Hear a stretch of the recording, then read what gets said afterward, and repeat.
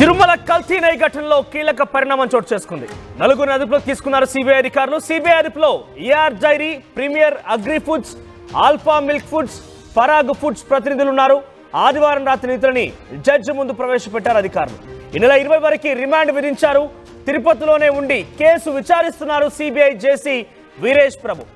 మనం చూసాం తిరుమల తిరుపతి నెయ్యి కల్తీ విషయంలో ఒక సంచలనం అని చెప్పొచ్చు. ప్రపంచ దేశాలన్నీ కూడా తిరుమల తిరుపతి దర్శనార్థం వస్తూ ఉంటారు. ప్రజలు చాలా మంది కూడా విజిటర్స్ రెగ్యులర్ ఇక్కడికి భక్తులందరూ కూడా ఉంటూ ఉంటారు.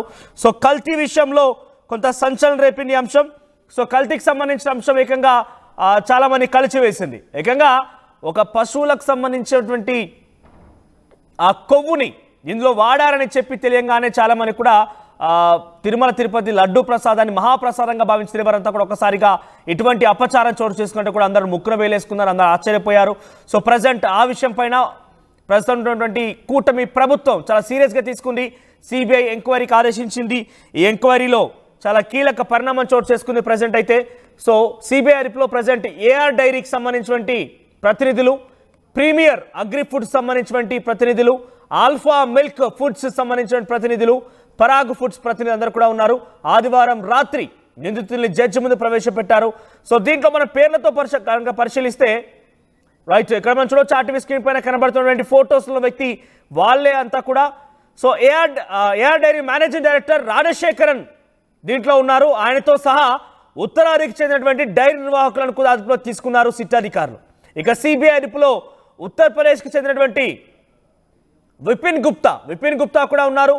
పోమిల్ జైన్, అపూర్వ చావ్డా.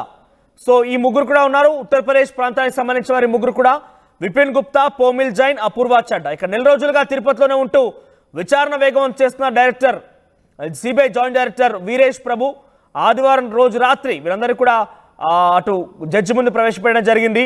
సో ఇప్పటికే సుమారుగా 5గురిని అరెస్ట్ చేసినట్టు తెలుస్తోంది. మరి వీరికి సంబంధించి మరిన్ని అప్డేట్స్ మా ప్రతినిధి సురేష్ అందిస్తారు. సురేష్, ఏం జరుగుతోంది? కల్తీకి సంబంధించినటువంటి అంశంలో సిబిఐ అధికారులు ఎటువంటి విషయాల్ని వెలుగు చూస్తున్నాయి? ఈ విషయాలు ఏ రకంగా వెల్లడిస్తున్నారు? ముఖ్యంగా ఈ రోజు అదుపులో తీసుకున్న వారి ప్రమేయం ఎంత మేర ఉంది? ఇంకెవరైనా కీలకమైన వ్యక్తులు ఉండే అవకాశం ఉందా దీని వెనుక?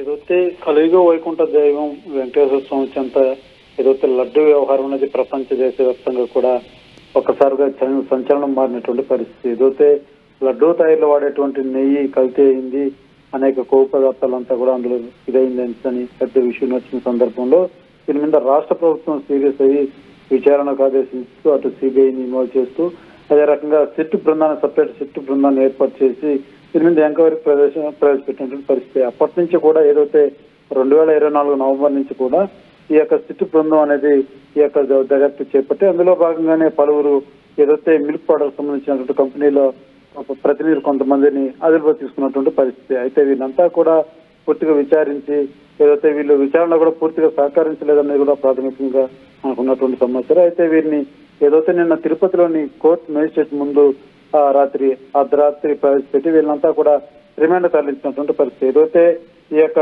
కల్తీ నెయ్యి వ్యవహారంలో అనేక పరిణామాలు చోటు చేసుకున్నాయి, అనేక రకాలైనటువంటి వ్యవహారం కూడా ఏదైతే రాజకీయంగా కావచ్చు అనేక దుమారం రేగినటువంటి పరిస్థితి. అయితే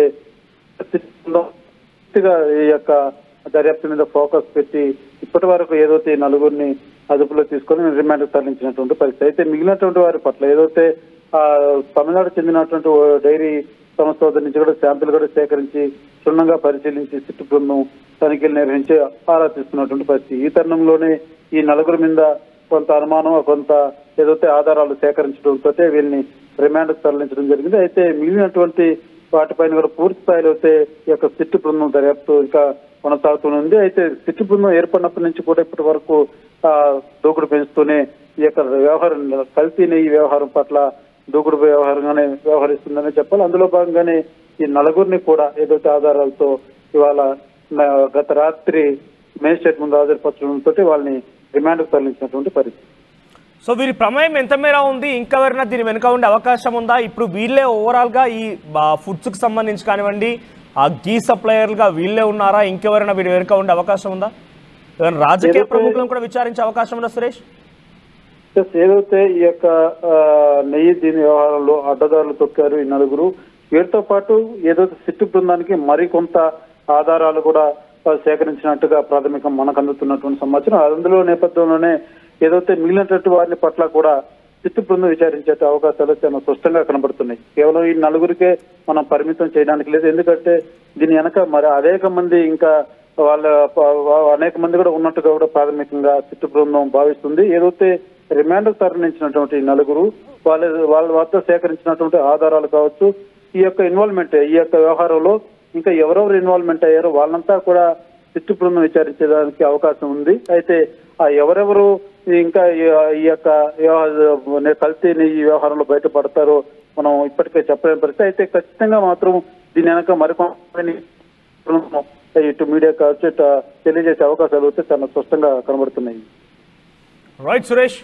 సో మొత్తం మీద కల్తీ నెయ్యి వ్యవహారం కలకలం రేపుతోంది. దీంట్లో సిబిఐ విచారణ కొనసాగుతుంది. ఈ విచారణలో నెల రోజుల పాటుగా తిరుపతిలో ఉన్నటువంటి CBI joint director AR Veeresh చాలా కీలకంగా తీసుకున్నారు. దీంట్లో ఇప్పటివరకు ఏఆర్ డైరీకి సంబంధించినటువంటి ప్రతినిధులని, ప్రీమియర్ అగ్రి ఫుడ్స్ డైరెక్టర్ సంబంధించినటువంటి వాళ్ళని, తర్వాత ఆల్ఫా మిల్క్ ఫుడ్స్ సంబంధించిన వారందరినీ కూడా, పరాగ్ ఫుడ్స్, ఇలా 4 కంపెనీలకు సంబంధించినటువంటి సప్లయర్లని, మిగతా సామాగ్రి సమకూర్చే వారందరినీ కూడా వారి ప్రతినిధి అదుపులో తీసుకున్నట్టు తెలుస్తోంది. అందరికీ కూడా నిన్న సాయంత్రమే మెజిస్ట్రేట్ ముందు పొందుపరిచి రిమాండ్ కూడా విధించారు.